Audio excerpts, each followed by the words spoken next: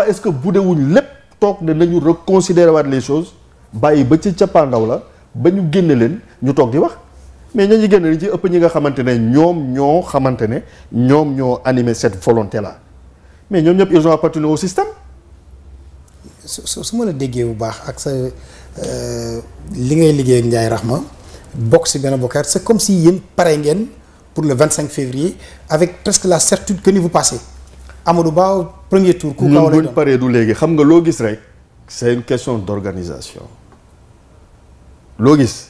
c'est une question d'organisation nit ki nag doo organiser wu ba pare teg say mbir en place am sa candidat. ngay liggéey ci suuf bàyyi nit ñi nekk ci coow opposition ñëpp xam nañ ne coow lañ mëne ah dañuy animer le jeu politique kooku ñëpp ko xam. c'est leur droit te ñu ngi ci ah.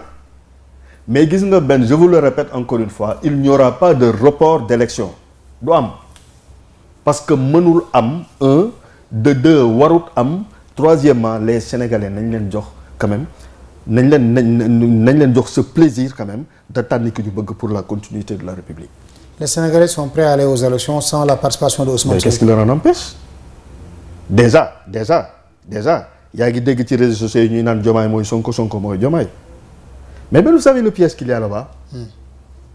newoon naa la fii ci beneen émission on risque de se trouver avec un président par défaut au Sénégal si jamais Diomaye Faye serait élu comme président de la République ce ne serait pas Diomaye le président de la République c'est Amadou Mame Diop.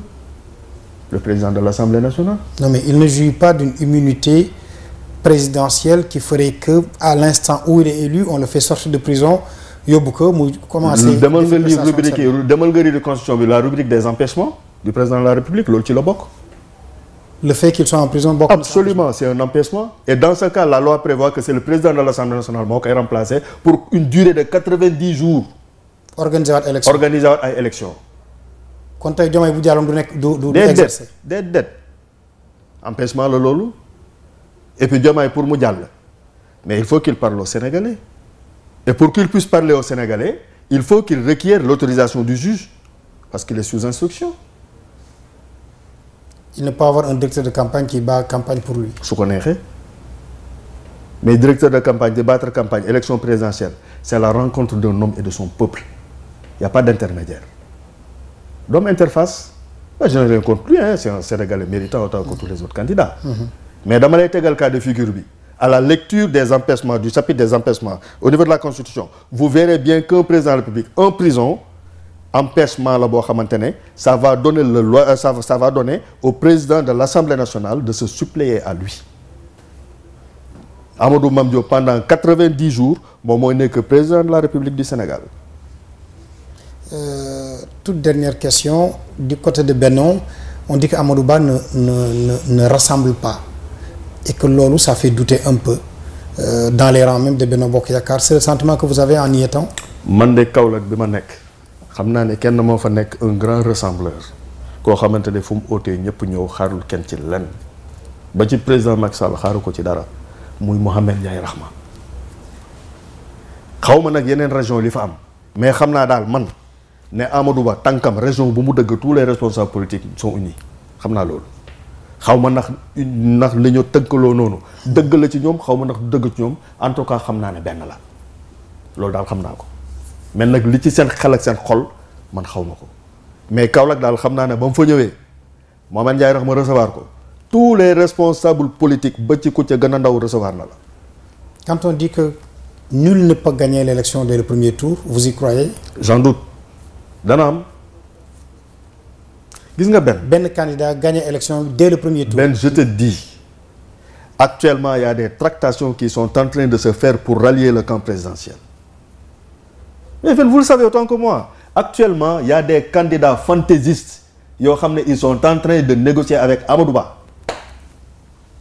je vous dis. Des candidats qui sont passés. S'il m'était permis de citer des noms danaa la ko wax. S'il m'était permis de citer des noms dinaa la ko wax nee naa la am na candidat yoo xam ne ay candidat pëndal lañ ba ci 20 yii fi des nii am na ci ay candidats yoo xam ne ay candidat pëndal lañ ils n'ont ni les moyens de leurs ambitions ils n'ont même pas de programme il suffit de les inviter en débat programmatique. Non, sauf qu'ils refusent systématiquement. Mais exactement, ça veut dire qu'ils n'ont rien. Non, mais ça veut dire qu'ils n'ont rien. Ils ont juste participé pour pouvoir activer des lobbies et pour pouvoir galvaniser la fonction la fonction présidentielle. Parce qu'Aly Ngouille Ndiaye vous parle programme, Boubacar Camara vous parle programme, y en a comme ça, bon, mais am na suñu bari ñoo xam ne ba fu ñu toll nii xamuñu lan la ñu nar a jaay Sénégalais yi. On les attend encore. Benno Bokk Yaakaar laa bokk di militer auprès du ministre Mohamed Ndiaye Rahma, mais naw naa Boubacar Camara. Camara naw naa ko. naw naa personnalité am naw naa xam-xamam déjà semaine bii li mu wax ci week-end bii rek dafa rëy samedi. Je ne suis le plan B de personne et je serai le plan B de personne. Il faut être responsable pour assumer ce qu'il a dit. Il a dit. tey ci tey boo xoolee il est en déphasage total ak démarche bi opposants yi teg bien que moom mi ngi teg des approches opposantes. Merci beaucoup Abdoulaye. Je vous en prie Ben, le plaisir est pour moi.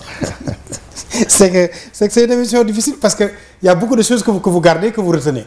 Par pudeur, par éthique aussi. Surtout. La morale vous interdit. Vous savez Ben, on dit un vrai homme d'État. Mooy ku xam lu bëri noppee ko. Ça ne sert à rien que je fasse des déballages. lu am sens. Tout à fait. Parce que wax nay rafet nay tegginu. Parce que mën nga tudd nit sax mu bokk ak sa soppe wala sa soppe xam ko seq ak moom teraanga mu jaari fa jéppi la. te fii du télé boo xam ne war nañ fay sulli ay mbóot yu tax ñuy naan ca télé bee la ko waxee. déedéet. Moi je suis vos émissions. Pas plus tard que tey j'ai suivi une de vos émissions la matinale. Que j'ai bien apprécié. J'ai bien apprécié wax dëgg yàlla.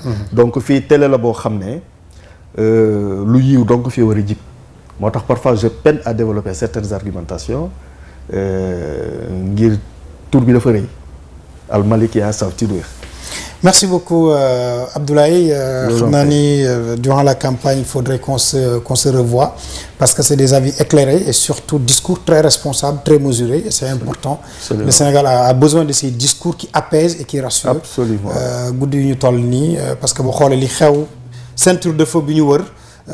On n'a pas le droit à certaines choses. On va continuer la République. Inch'Allah. On va maintenir la République, Inch'Allah. Le président Macky Sall l'a dit hier, tant que je serai là, bu fekkee dañu may bañ parce que dama teg mbir yi ci yoon pour préserver la République, nañu continuer di ma bañ, mais tant que je serai là noonu lay doxalee. C'est pour ça qu'on parle de continuité. Exactement. Merci beaucoup, merci à toute l'équipe technique qui nous a accompagnés.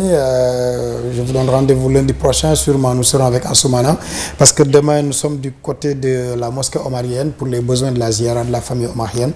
Ce sera en direct à partir de 9h sur cette antenne de Malikia TV. Mesdames et messieurs, je vous souhaite de passer un excellent week-end en notre compagnie. Prenez soin de vous.